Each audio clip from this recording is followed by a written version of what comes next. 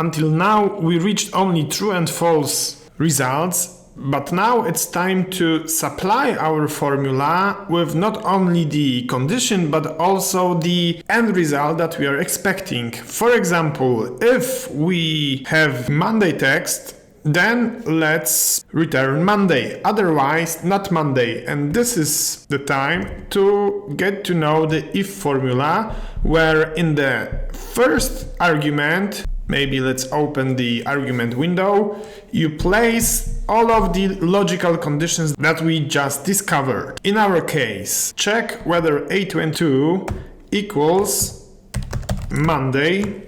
If true, then return Monday. And when designing the logical condition, you need to remember about the quote signs, but when you are in the function arguments, for the true and false condition, you can forget about it. And when I hit now tab to jump to the false argument, you can see that Excel is supplying my text with them, and if false, we can write it's not Monday. And when you hit OK, you will get the information that it actually was Monday.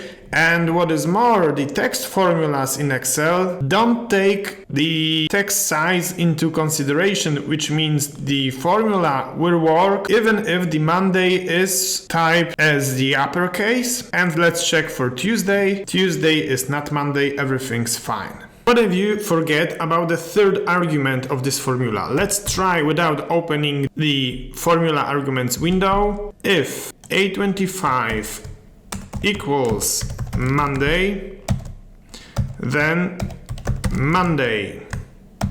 And I'm skipping now the last argument by closing the bracket. And you will see that the default behavior is false, which means if you skip the last argument, you will get just the false value. But what if you have more than two options? Then you probably need formula nesting. Nesting means in one of the arguments of the formula, we need to insert the formula or other formula once again. We will see that on the example of if formula, and we will start preparing the formula like this.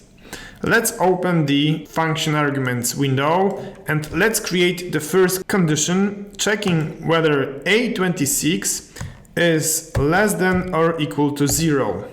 If this is true, then we have level 1.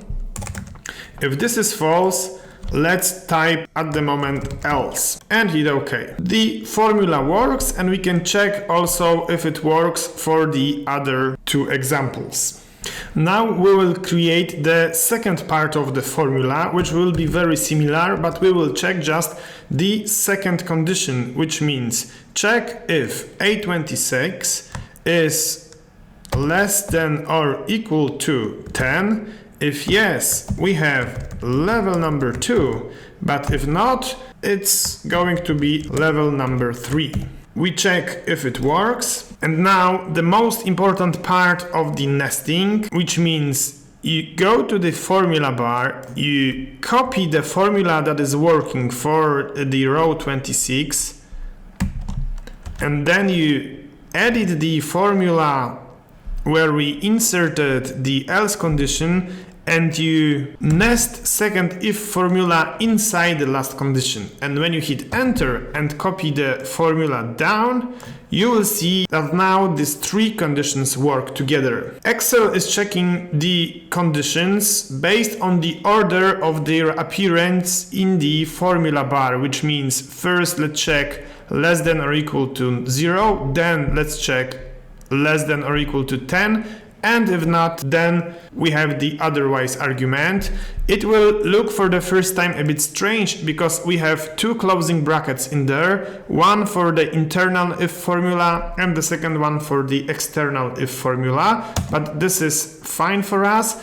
And what is really important, you can nest up to 7 if formulas inside Excel. Formula nesting is of course not only reserved for the if formula, but for any formulas. That is why you can get a really long formula in the formula bar. This kind of nesting is always a bit problematic, mostly to the fact that the formula is very hard to understand. That is why in Excel 365 Microsoft has introduced a new formula which is called IFS. And within this IFS formula you can set up separate conditions and check whether they are met or not. This makes Excel users' life much easier. So let's check whether A29 is less than or equal 0. If yes, we have reached level 1. Now let's check whether it is less than or equal to 10. If yes, we reached level number 2.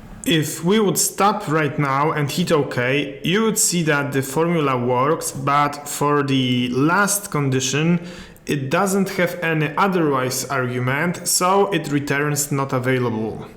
Unfortunately, this formula doesn't have exactly the same condition value if false for our conditions, so it is our task to set up the ending argument to close all of the other possibilities. In our case, it would be A31 should be greater than 10. So this is the opposite condition of the last one, and it should solve all other scenarios. And if this is the case, we can apply value level 3. And now, when we copy this to all of the formulas, you can enjoy much more transparent view of the if function.